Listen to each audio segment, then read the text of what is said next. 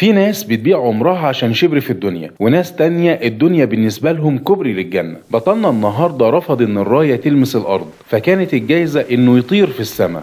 احنا دلوقتي في غزوة مؤتة والموقف مرعب جدا، وسيدنا جعفر بن ابي طالب شايل الراية، ايده اليمين اتقطعت. هل تفتكر ان هو استسلم؟ لا ابدا، ده مسك الراية بايده الشمال، وايده الشمال كمان اتقطعت. حضن الراية بصدره والباقي من دراعاته عشان الراية ما تقعش على الارض، وفضل واقف زي الاسد لحد ما استشهد. هو ما كانش ماسك في حتة قماش، ده كان ماسك في دين وعقيدة ومبدأ. النبي صلى الله عليه وسلم شاف المشهد ده بعين اليقين وبشرنا وقال: رأيت جعفر يطير في الجنة بجناحين. ربنا سبحانه وتعالى عوضه عن ايده اللي طارت في الدنيا بجناحات يطير بيها زي ما هو عاوز. الخلاصة يا صديقي، لما الدنيا ومشاكلها تشدك لتحت، افتكر ان طاعتك هي جناحاتك. سيب الارض اللي ماسكين فيها دي وخليك زي سيدنا جعفر بن ابي طالب، طير بقلبك لربنا. ودي كانت حكاية يقين بطلها سيدنا جعفر بن ابي طالب. ولو وصلت معانا لغاية هنا ما تنساش تدعمنا بلايك وشير عشان نستمر.